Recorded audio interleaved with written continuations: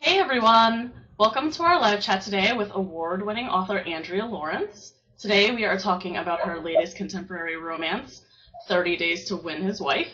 And I want to thank you so much for joining us on this lovely Friday afternoon, Andrea. Thank you so much. Thank you for having me. Yeah. So a little bit more about Andrea. She's been devouring books since she learned to read at age 3, and an old portable typewriter got her started writing in her room at 10, and she's been at it ever since. So Andrea's hard work paid off when she got the call from Harlequin Desire in 2011, and the rest is history. So also, before we start our questions, I wanted to remind our viewers that you can enter to win a copy of 30 Days to Win His Wife, plus a bag full of Andrea's favorite things, and trust me, she has some great stuff in there. I saw the list. So you can head on to BookTrib, after the chat, and enter to win that. Andrea, can you tell us, before we start the questions from the viewers, tell us a little bit more about 30 Days to Win His Wife. It's a story about best friends who don't get to see each other very often, and they get together at their 10-year high school reunion, and they're both feeling pretty dumpy about things in general, and they decide to take themselves up on the pact that they made, when you're 18 and 28 is the oldest thing ever, that they would marry each other if they never found somebody else. So they get drunk and go elope at a Vegas wedding chapel, and then find out it's not as easy to unravel that mess as they were planning. That's awesome. I love the premise. Now, Chelsea wants to know, where did you come up with the idea for the book? Was it just something that you thought of? Was it kind of inspired by something? I was doing plotting for the whole series because there was 4 books, and I was trying to figure out all the characters, and Amelia was the big romantic. She was the one that had dreamed about her wedding since she was 5. So kind of the way that I plot books is like, what is the worst possible thing that could happen to someone who is like that? And eloping in Vegas in a black cocktail dress would be the worst possible thing. So that's what I did to her. Amazing. I love it. So I have a quick question. How would you describe your writing voice in, I guess, 5 words? What do you think really captures what your voice is all about? It's sort of quirky. My character's always a little different. I always get told that I have a kind of a fresh, interesting voice that's not quite like a lot of other writers. I don't. It's hard for me to notice. It's just the way I am, but that's what I've heard. Now, Chelsea has a question about turning books into movies. She wants to know, which one would it be, and who do you see playing the leads? Of course I would love to see all my books made into movies, but I'm really partial to my first one. I think it would translate well, and I think it's called What Lies Beneath, and it's a mistaken identity story. And I think that Natalie Portman and Alex O'Loughlin would be good choices for the lead. Perfect. Now, I wanted to talk a little bit about just your background, your journey and how you came to be published. Can you tell us more about that? It was a long road. It took me 8 years before I was actually published. I started writing when I finished grad school. I'm really goal-oriented, and I found myself, after finishing school, not knowing what I was supposed to be doing with myself after that point. So I started, and I had been kind of writing on and off, but I decided now I was going to do it, and I was going to be serious, and I was going to finish the books and get all involved and make it happen. And it took me 11 books and a lot of rejections to try to figure out where I fit and what I was really best at writing. If you try to chase certain trends, it never works. And so trying to figure out what was really true to me took a little time, but I think it worked out. Yeah. I read that you founded something called the Writing Playground. What's that all about? In 2005, I had a couple of my closest friends from my RWA local chapter, and we decided that we wanted to start a blog. None of us were published, and we wanted to start something that would get us a little visibility, get us, chatting with the writing community, offering information to other unpublished writers, and we ran that pretty intensively for about 7 years, and now we're all published, and we haven't quite had enough time to keep it going, but it was a huge part of our life for several years. Cool. Now, in regards to kind of your writing process, Chelsea wants to know: are you a seat of the pants writer, or are you a plotter? Do you plan it out? I am a super plotter. I cannot pants at all. If I don't know what's going to happen, I just get completely paralyzed. So I actually have a plotting group that we meet about twice a year, and we get together and plot like 3 or 4 books for each of us. And I get an idea for it, and then I write a whole synopsis, even if I don't have to, for myself, and then I break it up into chapters. I know exactly what happens at all times. I may not know, where this revelation is going to happen or what they're doing, but I always know the progression of the story and what's going to, the major plot points and where they're going to end up with their conflict and everything. Super plotter. Yeah. Not a super pantser, super plotter. So Louisa has a question. She says, if your main character Amelia had a theme song, what do you think it would be? Oh wow, she's so sappy that it would have to be something super mushy like Air Supply, or yeah, I think that would be her. Just wallowing in the mush of love. Yeah. Amazing. So, which character do you think in 30 Days to Win His Wife do you identify most with, and why? I would probably have to say Tyler, the hero. He grew up poor, and he made himself into this huge success. And while I am not a millionaire jewels dealer, I like to think that I've come a long way and I worked really hard and I put myself through school, and so I think I've got a lot of me and him. Now, you're from the West Coast, but now you live in the Deep South. So Kristen wants to know: has the change from living on the West Coast to now being in the South, has that changed your writing at all? Impacted it in any way? I think what it's done more than anything is given me story ideas. Yeah. My first book in my Southern Contemporary series that I'm writing for Pocket is about a rock star that's been living in California that has to come back to her little Alabama town, and it's sort of a shell shock, which is kind of what I went through after living in Las Vegas for 12 years and then moving to Huntsville, which is a really metropolitan area, but the South is really just a completely different animal. So there was some adjusting there. But I think living in different places has given me perspective when I write different books. Like my high school reunion is in Vegas, so that's kind of where I got the idea for this book. Yeah. Awesome. I just missed my high school reunion. Whoops. I feel like, it was the 5-year and then the 10-year, and I missed 2 in a row, and I'm like, all right, well, it'll happen eventually. It's such a crazy thing to come back together with high school friends, though. I'm always like, ugh. I think I'm going to skip it until I hit the New York Times, and then I'll show up and be yep. this. Perfect idea. Now, what are some activities that you like to do when you're not writing a book, when you're not, the little time you have when you're not working on something? Well, I work full time, and I have a really crazy writing schedule, so I try to make the most of my time. When I had hobbies, of course, I like to read. I like to, I do digital scrapbooking, so cool. I do a lot of traveling as well, so I like to travel and then take all my pictures and do scrapbooks. I used to do a lot of baking, and decorative cakes, like Ace of Cakes, kind of crazy stuff, and it's a huge time suck.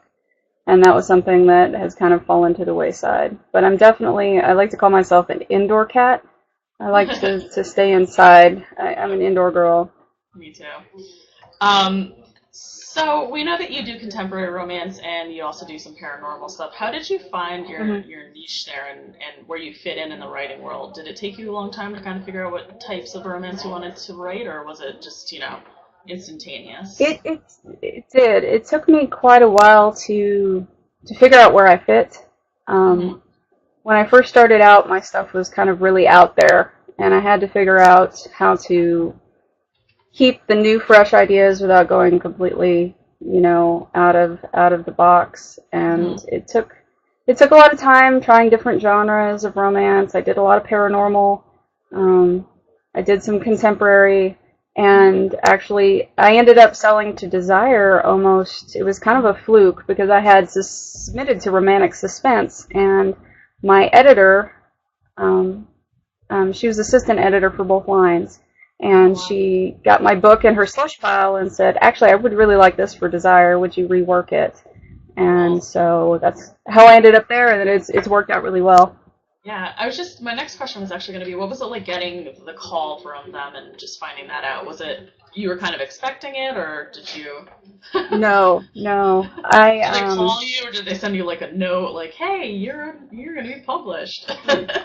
No, she called me, and it was kind of a crazy story because I had just turned the book in, and I was leaving for a trip. I was going to my niece's high school graduation, so me and my boyfriend and his parents were at the airport getting ready to get on a plane to go to Baltimore, and I get a phone call from New York, and I was like, what is this, telemarketer?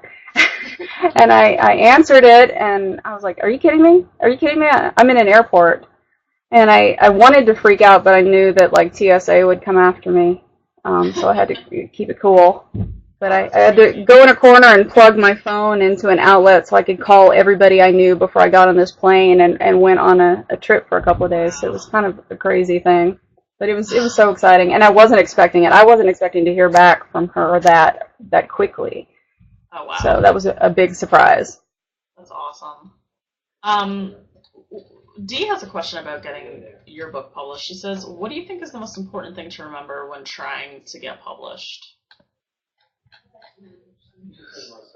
What I think has worked really well for me is to do your own thing.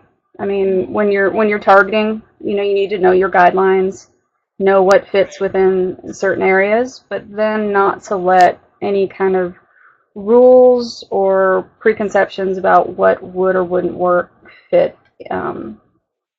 affect your story. So with my first book, it was an amnesia story, and I found out later that I did amnesia wrong. I had done it the way no one else had done an amnesia story, and I was surprised because I hadn't read that many amnesia stories. But it worked because it was a new, different twist on that theme, and that's, I think, what a lot of editors are really looking for. So just do your own thing. Yeah. Kind of threading into that, just do you do any research before you write a book? Like if it's about a specific topic or, like amnesia, do you kind of sit down and research things, or like how much time? Yeah, thank God for the internet. Yeah. I spend a lot of time on the internet. It really depends on the story that I'm doing, how much research I have to do. When I did a story set on a casino tournament where they're married, and I had to, email the Nevada Gaming Commission and find out if his wife can gamble in the casino that he owns, and go through all that stuff. But my favorite kind of research is actually doing the travel. So in 30 days to win his wife, they go to London, and I had just gotten back from London, and so it was fun to use some of the tidbits from my trip in the book. I think that makes it a little more, exciting and realistic for the reader. Yeah. You mentioned that you travel a lot, and I'm curious to know, do you attend a lot of writers' conferences? Like, do you have any crazy stories from just hanging out with writers? Oh, no, we don't. You don't tell. Can't share those, but I do. I've been to every RWA conference since 2005, and I've gone to RT the last couple years, and that one has got some special stories that no, you can't hear them. Awesome. It's like Vegas. It's got to stay there. Yeah, right. Now, Bridget wants to know, how long does it take you to write an entire book after you've written and plotted out the synopsis? Can you kind of take us through that process? It can vary depending on my deadlines and how close I am. I was so desperate to sell my first book that I wrote it in 3 weeks. Last month I wrote an 80,000 K book in a month. But usually I'd say about 6 weeks to write an average series book, 50 to 60,000 words. But that usually includes stopping to do line edits and other things throughout the process. But 5-6 weeks. That's awesome. Dee wants to know about reviews of your work. Do you read any reviews, and do you kind of pay attention to that, or do you kind of avoid it? I always check my RT review because that one is important to me. I troll my Amazon reviews and occasionally go on Goodreads, but I try not to. But my rule is that I don't read a review that's lower than 4 stars. After that point, it'll just get me in a tizzy, and there's nothing I can do about it now. Yeah, so I try not to. But if it's a good review, I'll look and feel good about it for a minute, and then just ignore the rest. Right. Fair enough. Now we have another question just about the topic of the book. And the viewer says, how relatable do you think this book is? And they said, best friends getting hitched in Vegas and, the girl getting knocked up and trying to make it work. It's a great start to a love story. So we're wondering, how relatable do you think it is? Depends on the person. I think, I could have very easily have done the same thing with my best friend in high school, except he was gay. But I was in love with him terribly for quite a while. It was very sad.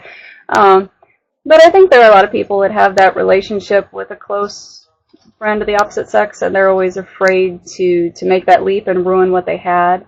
And so I think it's relatable in that sense. And then, everything else that happens after that is the circumstances that were needed to keep them together. Otherwise, they would have, found a way to ruin it. Yeah. Now, Bridget wants to know, what was the last book that you read, and was it any good? The last book that I read was Gone Girl, and it was very good. It was very well written, and it left me in the most miserable funk for days. I know. It broke my little romantic heart. Oh. Yeah. Yeah, it's rough. But I walked away from it going, I wish I had written that.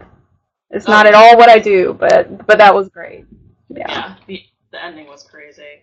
Now, Jessica has a question about your upbringing. She says, do you think that your upbringing has helped shape you into the successful writer you are today? And what inspires you to work hard? I think that it did. I think my mom raised me that I could do anything that I wanted. Short of being a ballet dancer, which just wasn't in my genes, that hard work and dedication could get me anywhere that I wanted to be. And so I think that had a lot to do with it, because writing is a hard business, and getting from unpublished to published is a huge leap. And without that, I might have given up before I even got this far. Yeah. Yeah, it's crazy to hear just different people's, backgrounds and working through school, and like you work a full-time job. It's amazing. You have time to write. It's really inspirational. So any other creative influences, shows, books, authors that you've kind of been coming across lately? Creative influences. I'm kind of a sponge. I get inspiration from all sorts of strange places. The news, articles on, Yahoo, any place, because I can pick up the strangest little tidbit out of a story and say, well, if you had a character that was like this, why would they be that way? And then spin a whole story out of it. So I can get something out of almost anything. I don't get to watch a lot of TV. I watch a lot of weird TV. I watch a lot of the History Channel, so I'm not very up with current shows. But, almost anything around me, my friends, my family, it's all fodder for stories. Mm-hmm. Yep. I'm pretty inspired by this half-nude fireman behind you, which is awesome. And I see that you have 30 Days to Win His Wife, the cover behind you. Say hello! And I love. Yeah, there he is. Yeah. Hey, buddy. Amazing. So that's my fireman. I love this cover. Yeah. I like just, it's a contemporary romance. I love her, satin silk dress and the pumps. Do you have any influence in choosing what's on the cover? Do you use real models? Is there any insight to that? Well, what Harlequin does is they have us fill out an art fact sheet where we get to describe the characters and a couple of scene samples, and I actually do a Pinterest board for every book where I pin the characters who I think would fit for it, and places, scenes, inspirations for the cover. So I put that all on there to give them sort of a visual reference, and it's kind of like a big stew. You throw a bunch of stuff in, and then you see what comes out. The final product is what the marketing and art department put together, but I give them suggestions and ideas. Cool. Yeah, I love that cover. Now, Kristen wants to know, totally different topic. Do you listen to music while you write? Because I talk to a lot of writers. Some say, I like music, I like silence, or some are like, I like music but no words. So it's all very an individual taste. I do listen to music. I usually set up a playlist on iTunes for every book. I kind of pull in songs that I think fit the feel of the book. So I actually do listen to music with words. The words don't bother me. It just has to have the right feel. So if the song doesn't have the right feel, then the lyrics and the song will distract me. But if it feels like I'm listening to the soundtrack of their life, then it works really well. And it kind of gets me in the mood, especially if I'm not feeling like writing. Yeah. I would also imagine that the music background kind of sets the pace almost of the writing. I don't know, but it's interesting. Now, Billy wants to know, and I'm not sure if I believe in writer's block, but we're going to ask the question. He says, do you ever get writer's block? And if you do, what do you do to get the creativity flowing again? For me, when I am having trouble with a story, I've never had like straight out writer's block, but usually it's I can't figure out what's happening next because I am such a heavy plotter. I don't run into that as much. But usually my problem is that I've taken a misstep in the story. I've done something that's either against character or that doesn't really send the story in the right direction. And so I usually call a friend and talk it out. And the funny part is that I usually know the answer, but I just have to talk through it, and then it's fine and I can move forward. That's usually my best solution, is to talk it out. Yeah. You know the answer, but you need someone to tell you. You can do it. So, what's your favorite scene between the two lovers in 30 Days to Win His Wife, without giving away too much?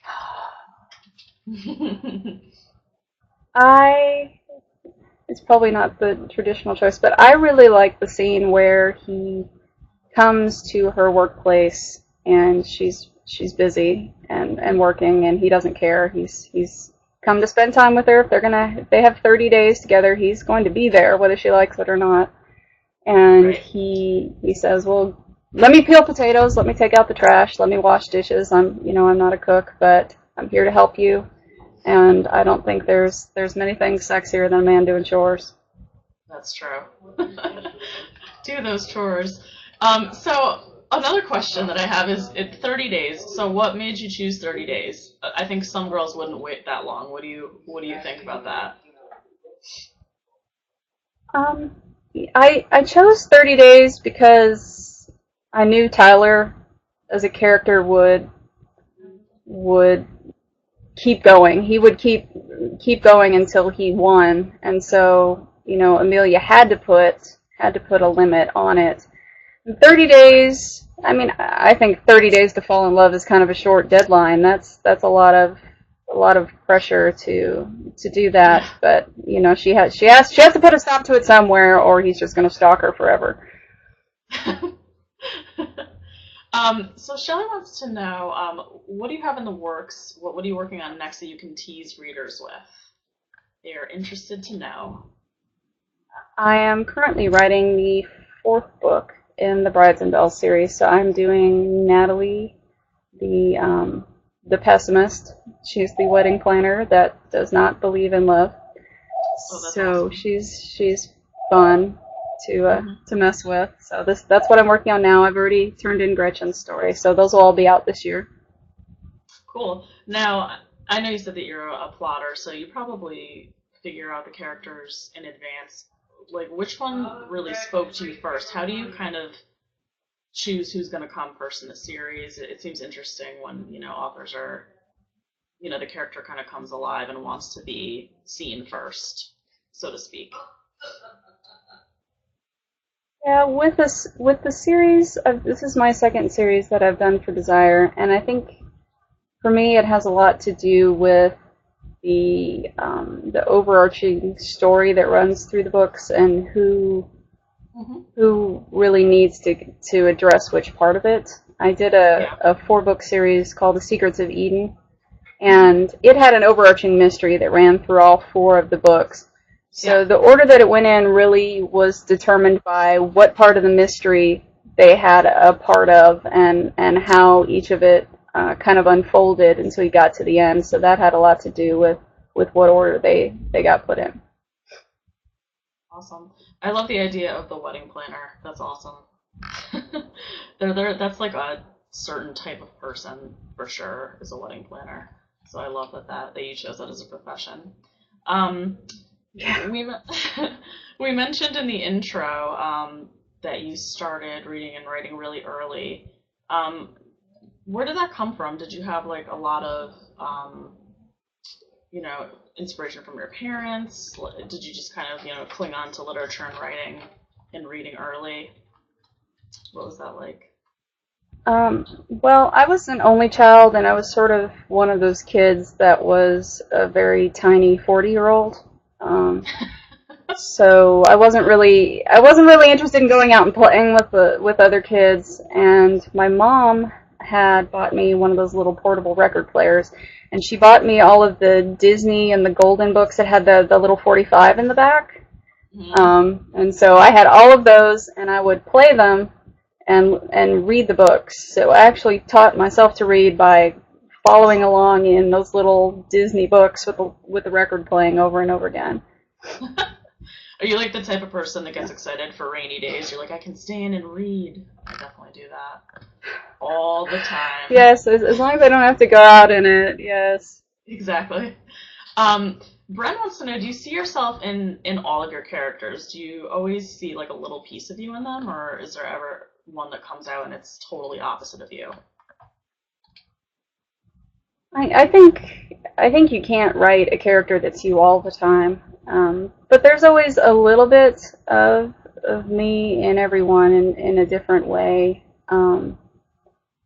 You try to pull out little pieces of you here and there. I would say that a lot of me actually ends up in more of my heroes than my heroines, which is probably weird, but I have sort of this weird, snarky, sarcastic sense of humor, and almost all of my heroes are just smart Alex, so it comes right out of me. I can't help it.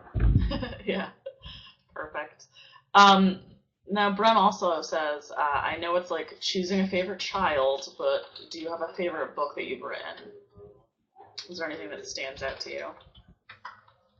Yes, my favorite book is the second Secrets of Eden book. It was called A Beauty Uncovered, and it's a Beauty and the Beast story where the Oh. hero was abused by his father, and he's had acid dumped on half his face, and so he doesn't go out in public. He's totally locked up in his little corporate tower, and the heroine is coming in as a secretary, a temporary secretary while his goes on vacation, and she's just determined not to let him hide in his office. She's very stubborn, and I just love the two of them together. Brody just broke my heart, and I just loved him. Yeah. Now, you said it was a Beauty and the Beast story, which is really great. I feel like, you always take romance ideas. A lot of people do that for different romance stories. Are there any other books that you've written that kind of follow like a romance trope or, story that you pull from? Yeah, I do. I think there's always some sort of hook in them, whether it's a secret baby or a hidden pregnancy or unexpected pregnancy. I really enjoy doing enemies to lovers because I like the fighting. Hmm. I enjoy writing the scenes where they're just sparring against each other, and she drops a drink in his lap, and I like writing those types of stories. Hmm. Now, last question, because we're out of time. We're about to wrap up, but what would you say to someone who hasn't read the book yet? What's a couple things about it that you think why would someone want to read it, basically? What's unique? It's just one of those classic stories of finding love where you least expect it, Yeah. and kind of, one of the things that I really like about it is the heroine has such expectations, and she knows exactly what she's looking for in a person, and she's totally and completely wrong. Yeah. And she believes in something that doesn't really exist. So I think that's an important lesson for Yeah. people to learn.